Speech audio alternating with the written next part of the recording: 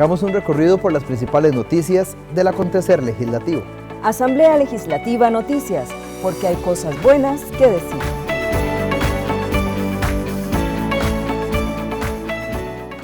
Bienvenidos a Asamblea Legislativa Noticias. Para nosotros un gusto llevarles a ustedes el acontecer parlamentario.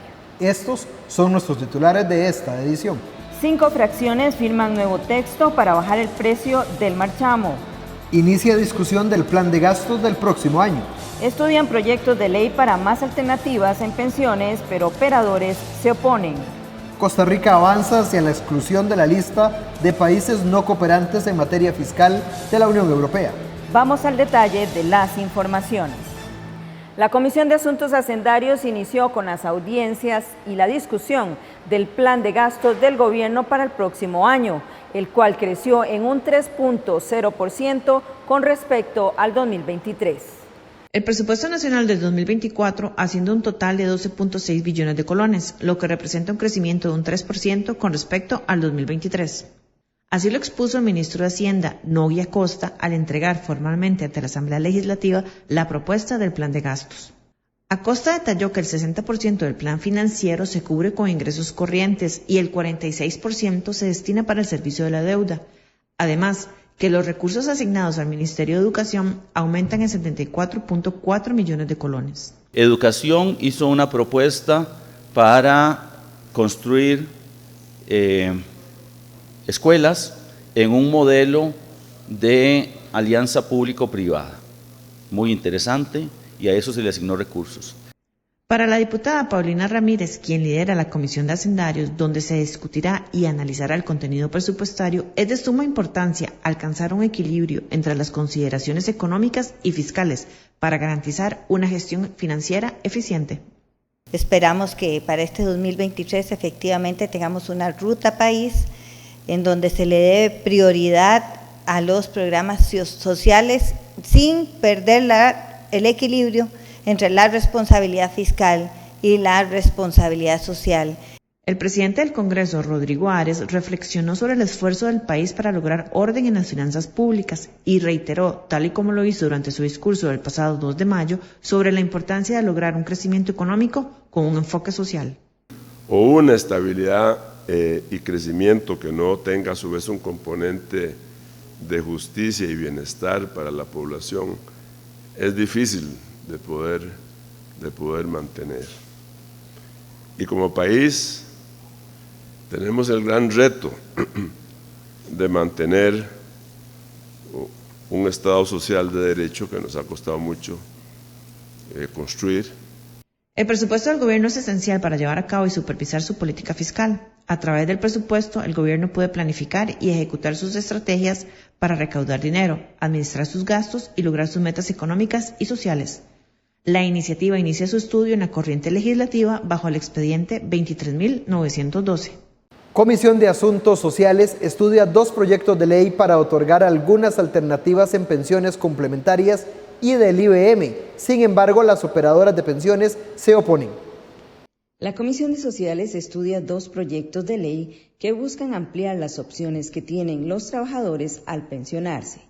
Uno es el expediente 23.524, Ley para fortalecer el Fondo de Capitalización Laboral, que propone bajar los aportes del régimen obligatorio de pensiones complementarias del 3% al 2.25% e igualar el FCL del 1.5 al 2.25%. De esta manera se buscaría un equilibrio entre ambas figuras. El otro es el expediente 23.547, reforma de la Ley de Protección del Trabajador, que permite trasladar del régimen complementario de pensiones al régimen de invalidez, vejez y muerte para una eventual pensión anticipada. Los diputados del Grupo Legislativo consultaron a Edgar Robles Cordero, director del Sistema de Posgrados de la Escuela de Economía, si ambas iniciativas benefician a los trabajadores. Robles explicó que debería mantenerse el sistema mixto y más bien fortalecerlo. Podría tener efectos en la tasa de reemplazo del régimen obligatorio complementario, porque según información que tenemos de la operadora de pensiones de la Caja Costarricense de Seguro Social, un trabajador promedio más o menos tiene una pensión del IBM de aproximadamente 284.000 colones. Y el ROP, con 22 años de existir, le está generando una pensión complementaria adicional de 144.000 colones. Su respuesta depende mucho del trabajador, si es un trabajador joven o un trabajador cerca de pensionarse. Una persona que está cerca de pensionarse no le va a afectar en nada porque nada le va a tocar en el FCL ahora, pero partamos de una persona que está iniciándose en la vida laboral. Y este proyecto eliminaría la parte esa que usted menciona, la pensión complementaria, en cerca de un 20%. Un 20% menos de pensión. La diputada Priscila Vindas consultó si podría ser una opción para jóvenes que deseen pensionarse de forma adelantada. Usted, desde su experiencia, ¿cómo valora este argumento? Si realmente va a llegar a subsanar esa tasa de reemplazo y de aportes que se estaría generando por parte de las personas que están saliendo del mercado laboral al pensionarse antes. Implica muchísimas cosas que hay que analizar y hay algunos estudios que han tratado de ver cuál es la vinculación que existe entre empleo de personas mayores de 65 y personas jóvenes. Y esa noción de que al pensionarse alguien se libera el empleo para que un joven sea contratado, la evidencia empírica no lo soporta, es todo lo contrario. El académico insistió que estos intentos los ha visto en otros países y pueden ser buenas intenciones, pero se debe tener presente no lo que ocurre hoy, sino en el futuro con la política de seguridad social de ahorro para la vejez.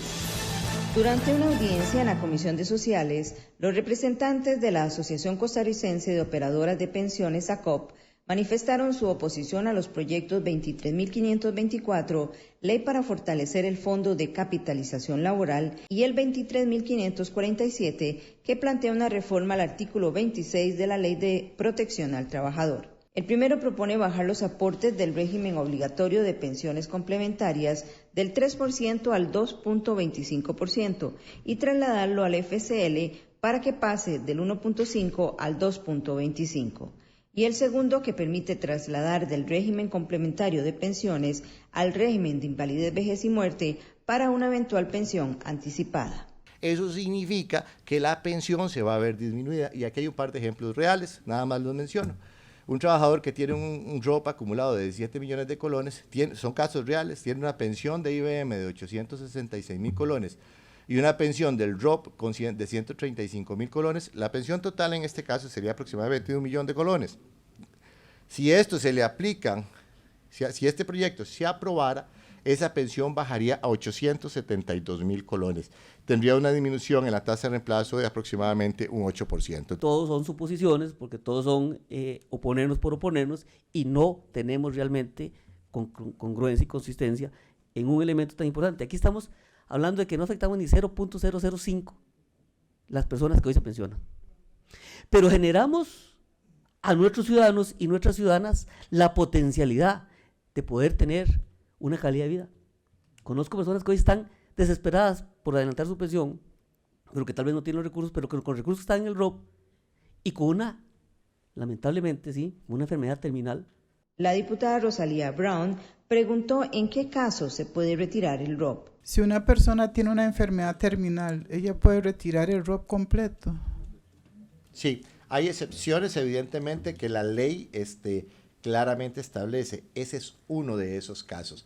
Otro caso es, por ejemplo, una persona que cumpla los 65 años de edad y no tenga una expectativa de obtener una pensión de primer pilar. Ahí se pierde, la complementariedad que establecía el ROP, entonces ahí sí se puede retirar de manera total. Sí hay particularidades, efectivamente, a la norma que la ley efectivamente establece. Los representantes de ACOP recomendaron no colocar todos los huevos en una sola canasta. El CONAVI y el MOP propusieron cambios al proyecto que podría dirigir recursos económicos a las municipalidades para el mantenimiento de puentes en las comunidades. El director del CONAVI, Mauricio Batalla, propuso a la Comisión de Municipalidades modificar el proyecto 23.562, que pretende destinar recursos para la reparación de puentes en rutas nacionales y cantonales. Batalla pidió modificar los porcentajes para que se dirija un 10% al CONAVI y un 5% a los ayuntamientos. La iniciativa propone que del 15% del impuesto único sobre los combustibles, un 7.5% sea para el CONAVI y un 7.5% también para las municipalidades. El diputado proponente José Joaquín Hernández justificó el texto. Sin recursos no vamos a poder salir adelante. Y cuando hablamos de puentes, no se nos olvide que cuando colapsa un puente afecta a una comunidad, afecta a la economía también de un sector del país. O sea que hay que verlo también en que dar mantenimiento a los puentes, mejorarlos, reconstruirlos, es algo que el país necesita. Batalla explicó a los legisladores que hay un proyecto de ley de riesgo inminente que contiene $700 millones, 350 para el CONAVI, de los cuales 250 se usarían para 88 puentes de las 500 estructuras en mal estado. En Limón hay un inventario de puentes, ¿verdad?, de ruta nacional, entre esos, bueno, la ruta 6, la ruta 36, que están como muy colapsados sobre el río Estrella y otros más. Existe una proyección de atención del posible recurso que se pudiera atraer en ese sentido con esta redistribución de este impuesto para poder atender esas necesidades de urgencia que hay dentro de la necesidad del país de puentes, ¿verdad? Y con la redistribución. En general, más bien este gobierno lo que hizo fue detener la hemorragia de recursos que venían generándose en contra de la infraestructura vial. Desde el 2016 y hasta el 2022, como le digo, viene la curva descendente de un 40% menos de ingresos. Este gobierno lo que hace es detener esa hemorragia y hemos mantenido en 158.000 millones presupuesto 2023 y 2024. Por supuesto que no es suficiente y por supuesto que queremos también invertir más recursos, pero también hay una cuestión de responsabilidad fiscal y la relación deuda-PIB. El ministro de Obras Públicas y Transportes, Luis Amador, pidió aclarar algunos puntos del texto. Nos preocupa la parte de las municipalidades rurales que no tienen suficiente capacidad de hacer estudios, diseños, contratación y supervisión de las obras. En ese sentido, el programa PRV, que es el que se llama MOB-BID cantonal, que ya está implementado y que ha recibido recursos del BID, ha ejecutado alrededor de 50 estructuras de puente y 131 caminos. Ya tiene personal, ya tiene la capacidad institucional y parecería que podría ser un programa que le podría dar apoyo a las municipalidades de zona rural que tienen menos personal y menos recursos para poder gestionar, porque de nada sirve que le llegue la plata a las municipalidades si no van a poder hacer todo esto. Recuerden que tienen que hacer corta de árboles, tienen que preparar la prefactibilidad, inscribir en el banco de proyectos del Mideplan y hacer toda una serie de gestiones. Rolando Castillo, director del Laboratorio Nacional de Materiales y Modelos Estructurales, indicó que se trata de una buena iniciativa y realizó también una serie de recomendaciones para mejorarla. La Comisión para Promover la Competencia mostró su oposición a que se establezcan tarifas iguales para taxis y plataformas de transporte. Representantes de la Comisión para Promover la Competencia, COPROCOM, expresaron su desacuerdo ante los diputados de la Comisión de Gobierno y Administración en cuanto a la equiparación de tarifas entre taxis y plataformas de transporte. Esto quedó patente durante una consulta realizada por la diputada socialcristiana Daniela Rojas, quien no dudó en expresar su opinión personal sobre el texto, considerándolo el más consensuado. Sin embargo, la diputada también expresó su preocupación acerca de las posibles obligaciones que los usuarios conductores de Uber podrían enfrentar, lo que podría resultar en un aumento de sus costos. Que ahorita se la pueden jugar, perdónenme la expresión, pero es porque no están pagando esas obligaciones de renta y caja que aquí sí estaríamos estableciendo. Evidentemente, si se incrementan los costos, pues debe de haber un ajuste también en la tarifa de las plataformas, ¿no? Lo que nosotros no queremos es que haya una uniformidad entre todas las tarifas, taxis y plataformas. Por su parte, el diputado Frente Amplista Antonio Ortega consultó sobre las exclusiones en materia de regulación. El MEC pide excluir a la Ley de la Promoción de la Competencia y Defensa Efectiva del Consumidor de la aplicación de este proyecto. Eso significaría que la Comisión Nacional del Consumidor no pueda fiscalizar ni aplicar sanciones en estos servicios de transporte, relegando su regulación CTP y TAT ¿Consideran que con este proyecto de ley podemos confiar en que el CTP defenderá los intereses de los usuarios del transporte? ¿Qué medidas concretas en el proyecto permitirían sustentar esto? Que es el control de competencia de un determinado sector no es justificable. Los diputados proseguirán el análisis de este expediente dentro de esta comisión legislativa. La organización de taxistas está en contra del proyecto de ley que busca regular las plataformas digitales. Los representantes de la organización Rescate Nacional de Taxi se manifestaron en contra del expediente 23.736, Ley de Transporte Remunerado No Colectivo de Personas y Plataformas Digitales. Carlos Luis Pérez, presidente de la entidad, afirmó ante los diputados de la Comisión de Gobierno y Administración que por estar discutiendo proyectos como este se ha llevado casi a la quiebra a los taxistas. Esta práctica en los últimos 8 años ya llevó alargando una agonía al gremio del taxi que prácticamente lo tiene en la quiebra.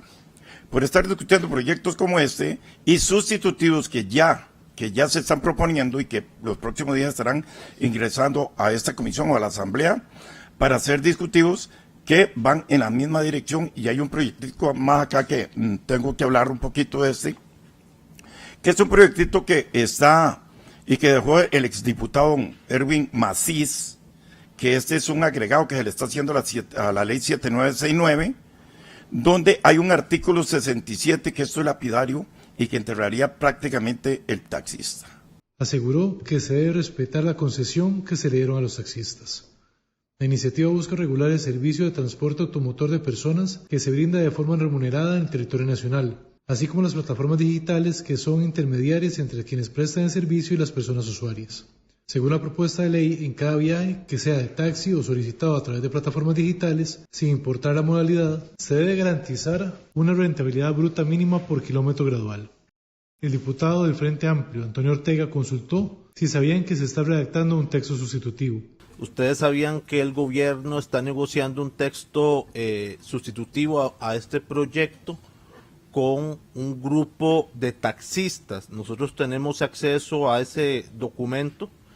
Les pregunto, ¿ustedes han sido incluidos en estas negociaciones de gobierno y sus representantes ante el CTP?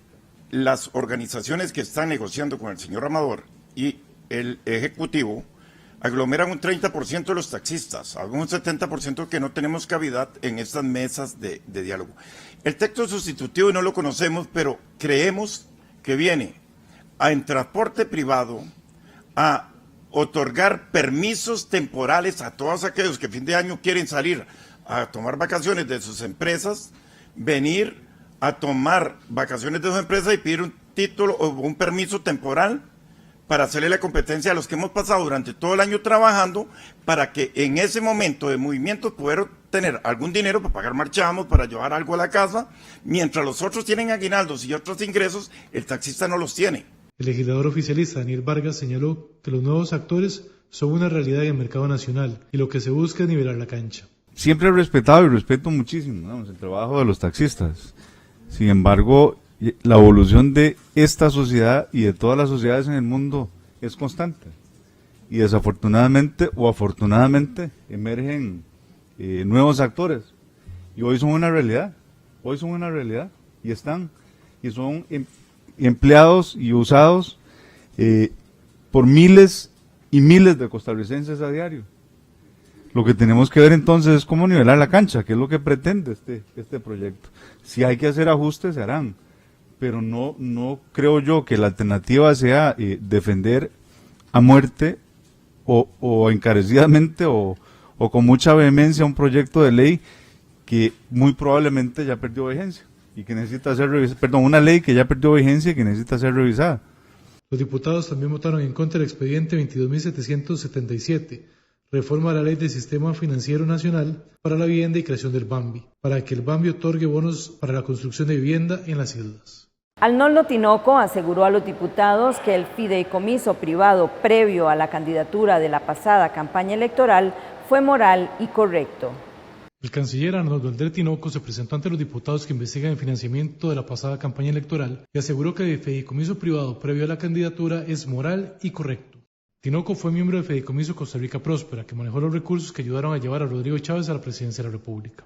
El Fideicomiso Costa Rica Próspera operó como una actividad privada regulada por el Código de Comercio en su capítulo sobre fideicomisos, permitida por ley desde 1964. 4. La diputada oficialista Ada Acuña insistió en lo expuesto por Tinoco al afirmar que el fideicomiso nunca fue paralelo a la campaña. El fideicomiso nunca fue paralelo. Eso es muy importante. Tiene que ver también con la legalidad de este fideicomiso. Este fideicomiso termina el 19 de septiembre, el día que Rodrigo Chávez Robles es confirmado como candidato presidencial, y el 8 de octubre finaliza los pagos. El hoy canciller de la República se abstuvo de responder las preguntas de los diputados. Tinoco aseguró que no respondería a las consultas debido a las investigaciones que realiza la Fiscalía. La diputada Vanessa Castro consultó sobre quién fue el autor intelectual del fideicomiso. ¿Quién fue el autor intelectual del fideicomiso? Me acojo al derecho de abstenerme de contestar su pregunta. Usted señala que fue una iniciativa ciudadana. ¿Quiénes fueron los ciudadanos que generaron la iniciativa de constituir el fideicomiso? En el fideicomiso figuran los que suscribieron el fideicomiso. En lo demás me abstengo de declarar. El legislador Ariel Robles consultó sobre lo expuesto por Alonso Vargas ante la comisión, donde señaló que Tinoco era el administrador del fideicomiso. Don Alonso nos dice en comisión: en realidad yo lo suscribí porque Arnoldo André era donante o fue donante. Entonces había un conflicto, pero en realidad él era el encargado según la distribución interna de la oficina. Le pregunto, ¿cómo? No le entiendo. ¿Él era el encargado a pesar de que había un conflicto porque era donante? Sí, vamos a ver, yo lo suscribí, yo lo firmé, él no podía firmarlo, pero él era el administrador del fideicomiso junto con el equipo administrativo. Entonces le pregunto, sí, o sea, lo firmaron solamente para jurídicamente cumplir con el requisito de que don Arnoldo no lo manejara, pero en la práctica sí se metió hasta las orejas. Él responde, correcto, yo no lo administré, no conozco esos detalles. ¿Está mintiendo en esta acta don Alonso Vargas Araya? Yo desconozco esas declaraciones, habría que preguntarle a él a qué se refiere con administrar. Pero usted nos acaba de decir que don Alonso, cuando indicó que usted administró el fideicomiso, es falso. Dijo que era falso, que usted no lo administró. Vamos a ver, una cosa es administrar un fideicomiso, o sea, gerenciar un fideicomiso, negociar contratos. ¿Usted era fiduciario del fideicomiso? No, señor. Semanas atrás fue allanado el bufete de abogados vinculado con Tinoco por el presunto financiamiento ilícito en la pasada campaña electoral. Sobre este tema, Francisco Nicolás de Liberación Nacional consultó si considera justo el allanamiento del bufete. Le voy a preguntar sobre el allanamiento que hizo el Ministerio Público en su bufete. ¿Usted lo considera justo, procedente? Yo estoy absolutamente desvinculado de esa entidad. Yo no tengo nada que ver. Como hecho objetivo, ¿usted lo considera justo y objetivo que le hayan allanado su bufete, don Arnoldo? Es una medida de prueba que hace la Fiscalía en una investigación que lleva a cabo. No es la primera vez que veo yo una medida de ese tipo y pues me parece exagerada porque bien pudo haber pedido la documentación y se la hubieran entregado, asumo. Los legisladores esperaban también recibir en audiencia a Remy Usman Mukondo, pero envió un correo electrónico a la comisión antes de las 6 de la mañana informando que se encontraba indispuesto de salud. 5 fracciones legislativas firman nuevo texto para bajar el marchamo. Los partidos Liberal Progresista, Liberación Nacional, Unidad Social Cristiana y Frente Amplio, además de Nueva República, presentaron un nuevo texto para rebajar el marchamo. La propuesta se presentó por medio de una modificación al texto dictaminado días atrás en la Comisión de Marchamo y busca una disminución del impuesto sobre la propiedad de vehículos. Con esta iniciativa, el gravamen podría bajar hasta un 50%. Este impuesto representa más del 65% del costo del marchamo. El jefe de fracción de Liberal Progresista, Eli Feinsack, afirmó que se negoció con las demás fracciones una rebaja que beneficia a los costarricenses. Hicimos un replanteamiento para suavizar un poco las rebajas, de manera que el Ministerio de Hacienda no pegue el brinco. Utilizando datos de Hacienda, podemos demostrar que con este texto tenemos una opción que es progresiva, le da un descuento mucho mayor a los carros de menor valor que a los carros de más alto valor, y que el impacto en la recaudación está dentro del rango de lo que Hacienda permite o quiere permitir, ¿verdad? Entonces, es un texto muy similar al anterior, donde se ajustaron un poco los rangos para asegurar que el impacto en la recaudación sea un poco menor. Óscar Izquierdo, del PLN, comentó que busca una reducción escalonada. La fracción de Liberación Nacional ha mantenido su posición desde un inicio de un rebajo sustancial del marchamo. Y esto lo hemos justificado por varias razones. Una de ellas es que la reactivación económica no llega. Los datos de índices macroeconómicos que el gobierno de la República anuncia no se ven reflejados al final de cuentas en la realidad del costarricense. Por su parte, la legisladora Sofía Guillén del Frente Amplio resaltó el consenso entre las fracciones de oposición. Así es, el acuerdo implica efectivamente una reducción significativa para la gente, sobre todo para los carros de valor medio y bajo, y los carros más altos pasan a pagar muy parecido realmente a lo que pagan hoy. Estamos hablando de 50, 60 millones de valor de carro, ¿no? Pero aquellos carritos que son bajos y medios, 5 millones, todavía 7 millones, que muchas veces la clase media en Costa Rica para adquirirlos inclusive se endeuda, ¿verdad? No son carros de lujo. El líder socialcristiano Alejandro Pacheco explicó que avanzaron en varias propuestas del Ejecutivo, pero no estuvieron de acuerdo con las mismas. Bueno, nosotros estuvimos abiertos a que el Poder Ejecutivo presentara la propuesta y se pudiera hacer un texto de consenso con el Poder Ejecutivo para evitar alguna posibilidad de que ellos procedieran al veto. El señor Presidente de la República, lo que han presentado a ninguna de las fracciones nos ha gustado, no es satisfactorio para ninguno de nosotros, de las fracciones que estamos estudiando e impulsando todo lo que es el texto de marchamo para que se aplique este mismo año. Entonces, continuamos con los textos que hay, con el texto afirmativo de mayoría.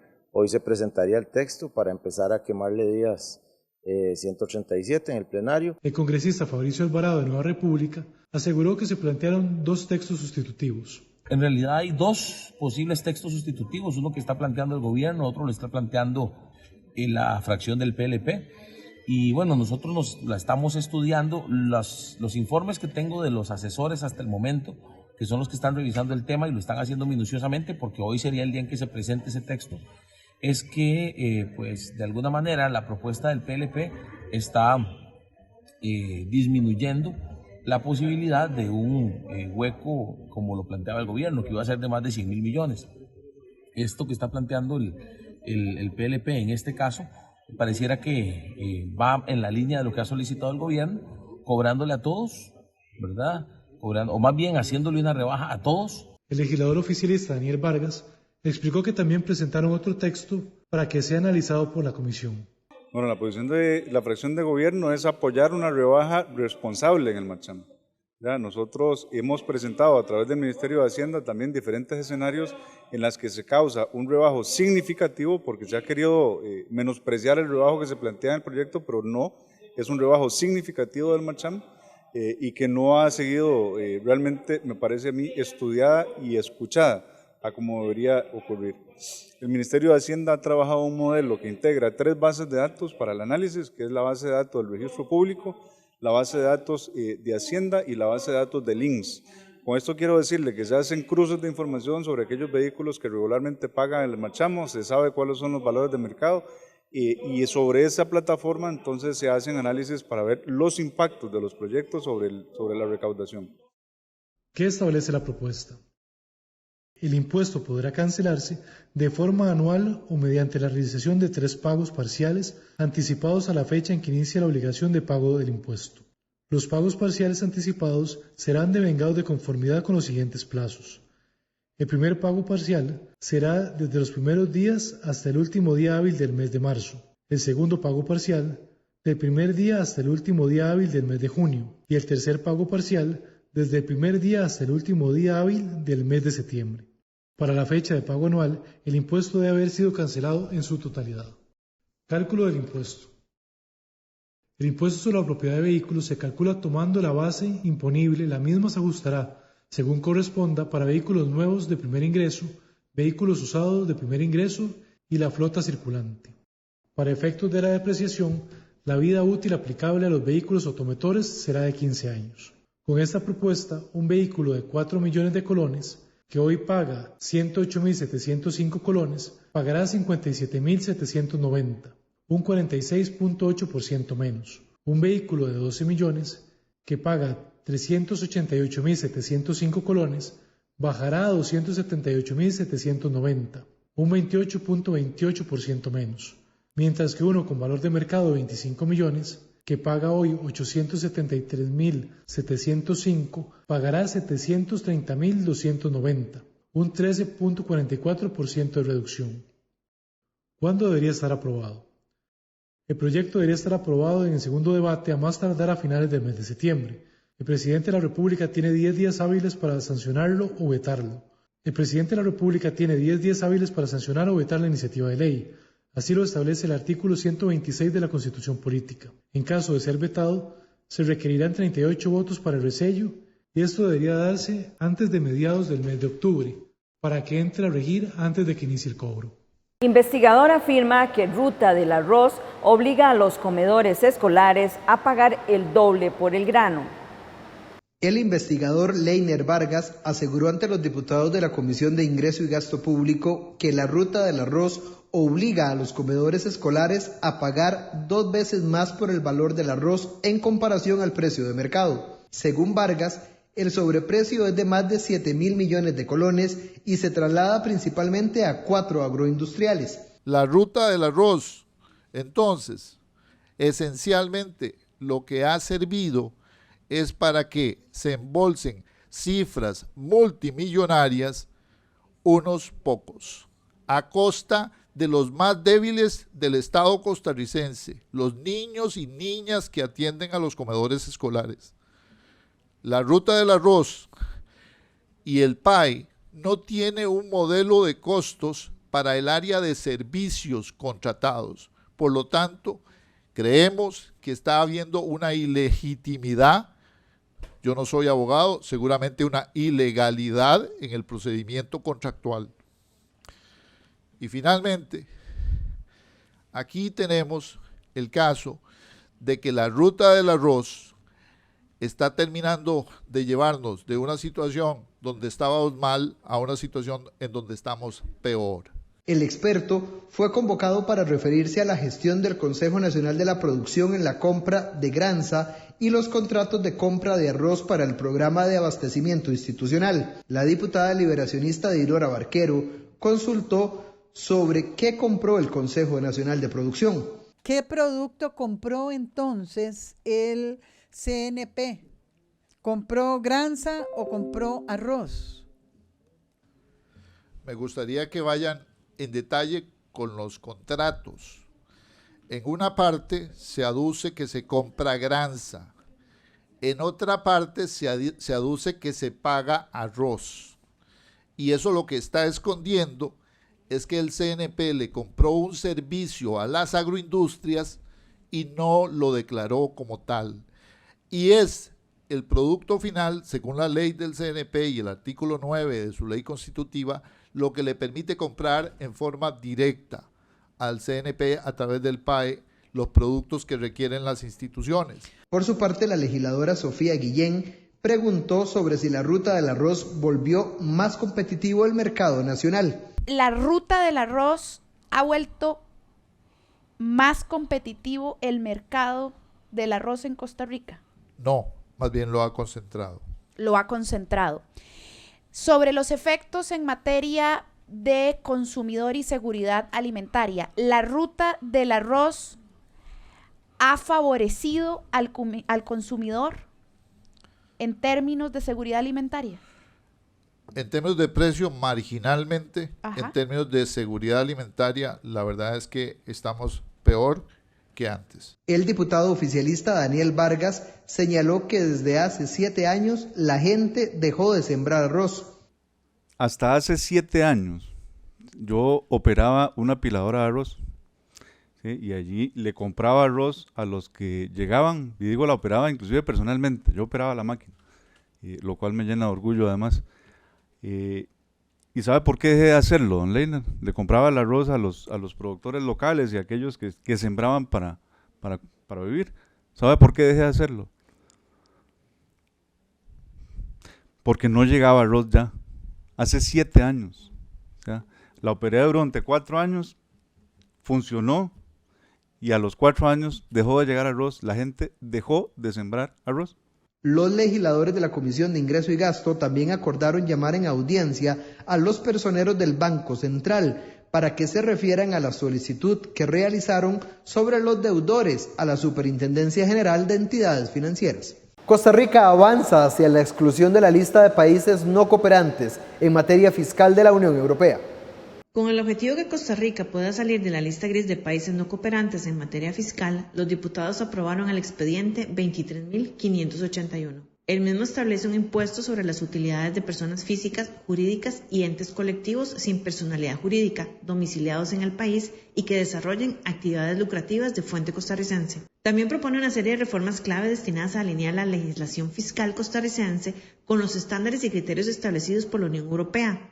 Estas reformas se enfocan en garantizar una mayor transparencia, intercambio de información y cooperación internacional en materia fiscal. Sin embargo, la discusión se centró en una modificación que privaría al Ministerio de Hacienda de la capacidad de imponer nuevos impuestos a empresas que realicen inversiones en el extranjero, lo que según los datos disponibles resultaría en una pérdida de ingresos cercana a los 30 millones de dólares. El diputado del Frente Amplio, Jonathan Acuña, detalló cómo las empresas con alto poder económico utilizan los mecanismos de elusión fiscal dentro del marco legal para evadir sus obligaciones tributarias. Yo voy a insistir en poner esto así, en claro.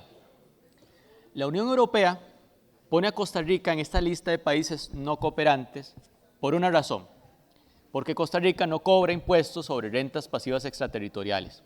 Mientras que la diputada oficialista Pilar Cisneros reiteró su oposición a lo que catalogó como un regalo a las grandes empresas con operaciones en el país que no paguen impuestos al volver a traer su dinero. Pues resulta que ese regalo no son 22 millones de dólares, son 38 millones de dólares, según el último cálculo que me acaba de mandar el Ministerio de Hacienda. El jefe de la fracción liberacionista, Óscar Izquierdo, enfatizó en que su partido no respaldará ningún intento de ninguna empresa que busque eludir las regulaciones y evadir el pago de impuestos. Su posición se basa en el compromiso de asegurar que todas las empresas cumplan con sus responsabilidades fiscales. Liberación Nacional no va a tapar ni va a cubrir a ninguna empresa de este país ni fuera de este país que no venga, que pretenda brincarse la cerca para no pagar impuestos. Mientras tanto, la diputada social cristiana Daniela Rojas enfatizó en los fallos de la Sala Primera y Cuarta en materia de territorialidad, destacando un cambio de perspectiva que limita la concepción ampliada de lo territorial a una visión restringida. Su argumento se centró en la necesidad de revisar y debatir estos fallos judiciales a fin de evaluar su impacto en las políticas públicas en su interpretación en las leyes nacionales. Aquí la discusión se está dando porque hay una minoría que no está de acuerdo en lo que estamos haciendo, que no está de acuerdo en que estemos dejando claro el tema de territorialidad, pero que si lo estuviéramos dejando tal y como la Sala Constitucional interpretó o no interpretó, le dio la razón a la Sala Primera, aquí no habría discusión. Hasta aquí Asamblea Legislativa Noticias. Gracias por habernos acompañado en esta edición. Lo esperamos la próxima semana.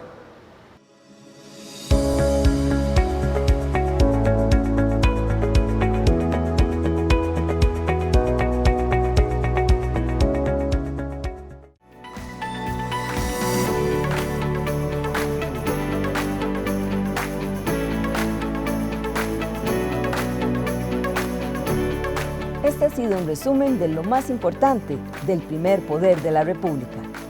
Asamblea Legislativa Noticias, porque hay cosas buenas que decir.